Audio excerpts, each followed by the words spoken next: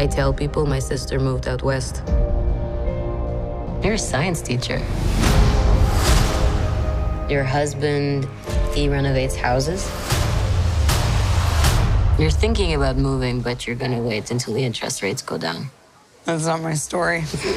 Well, maybe you could tell me a little bit about sort of like filming the action scenes. Like, I know, how that seems, it always seems like such a big swing with Marvel to be like, I am going to be able to figure this out and I'm going to be able to figure out how to make wire work look amazing. Can you tell me sort of about how you came together with a team to get to really feel the confidence there?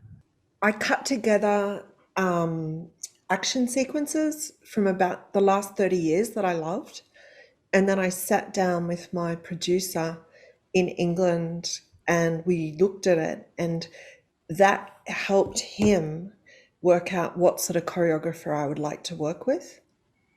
So, and I wanted someone really raw and visceral who, sometimes when I watch action sequences, I want to go put the coffee on because I kind of know the shape of it and I know what's going to happen.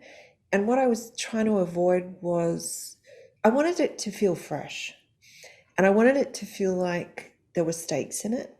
So we worked with Darren Prescott as second unit director.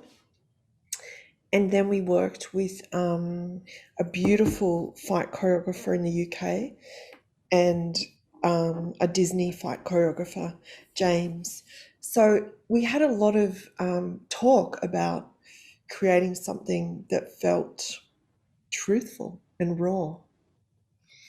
One of the things I've seen in some of the reactions, coming out of this movie, coming out of the screenings, and that I agreed with were that the action in this movie feels like the punches feel like they would hurt. Do you know what I mean? Which you don't always get with every action movie or even with every Marvel movie. And like we do see one thing about Black Widow is that she is a human being. Like she doesn't have like superhero powers. Like how did you want to convey that? And like why was that sort of important to you? Because if we see that she's wounded, we actually feel what it takes to be a hero. If she's Teflon coated and she just wanders through a fight, to me, there's no grit.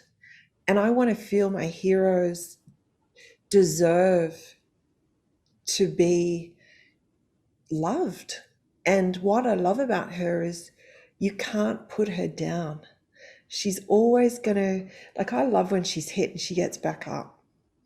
Because it's a terrible, terrible thing. But I think it speaks to women and it speaks to people that have been victimized. And it says, even if it's a metaphorical hit, honey, you climb back out of that ditch and you walk right over the top of him and you keep going with your life. And I think it was important for me that that message was in the film.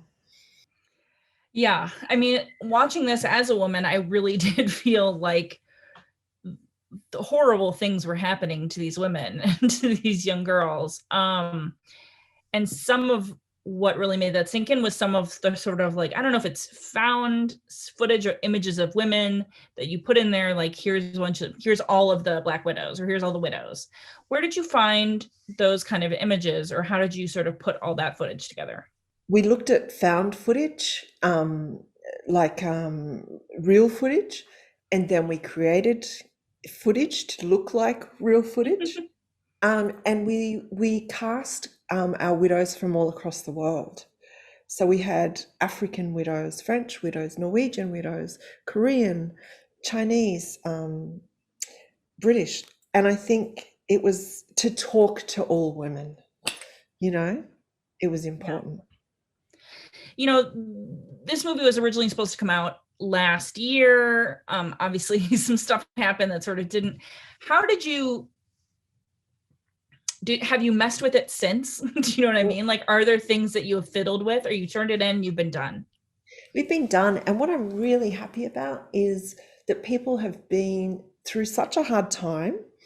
And it feels like I think that because we wanted to make the film fun, We wanted to give people a laugh. And I think now it's such a good time because I think people really need it.